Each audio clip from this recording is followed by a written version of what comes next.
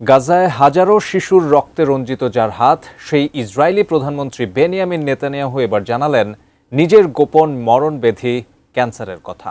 যুদ্ধের ভয়াবহতার মাঝেই মরণঘাতী এই রোগের সাথে লড়াইয়ের কথা স্বীকার করলেন তিনি। বিস্তারিত জানাচ্ছেন মেহেদী হাসান। মরণব্যাধি ক্যান্সারের কবলে ইসরায়েলি প্রধানমন্ত্রী বেনিয়ামিন নেতানিয়াহু। দীর্ঘ সময় গোপন থাকার পর অবশেষে তার এই অসুস্থতার তথ্য প্রকাশ্যে এসেছে, যা সাম্প্রতিক স্বাস্থ্য পরীক্ষার প্রতিবেদন প্রকাশের মধ্য দিয়ে নিশ্চিত করা হয়েছে।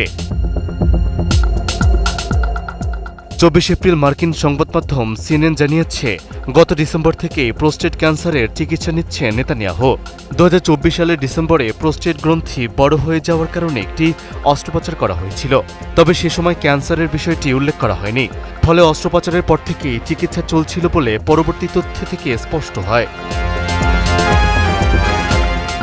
এরপর সর্বশেষ স্বাস্থ্য পরীক্ষায় চিকিৎসকরা তার প্রোস্টেটে 1 সেন্টিমিটারের কম আকারের একটি ম্যালিগন্যান্ট টিউমার শনাক্ত করেন।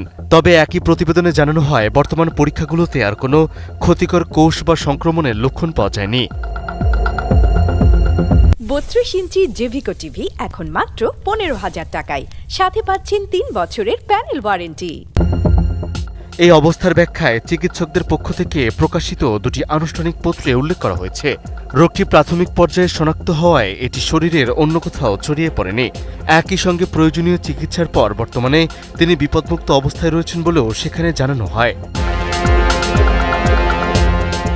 এরপর বিষয়টি প্রকাশ্যে বিলম্বের কারণ ব্যাখ্যা করতে গিয়ে নেতানিয়াহু জানান, ইরান ও তার মিত্ররা যেন এই তথ্যকে রাজনৈতিকভাবে ব্যবহার করতে না পারে, সেজন্যই তিনি এতদিন বিষয়টি গোপন রেখেছিলেন।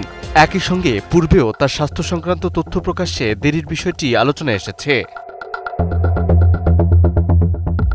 অন্যদিকে তার সাম্প্রতিক শারীরিক অবস্থার ধারাবাহিকতায় দেখা যায়, 2023 সালে তার হার্টে পেসমেকার বসানো হয়েছিল এবং 2024 সালে একাধিক অস্ত্রোপচার করা হয়েছে।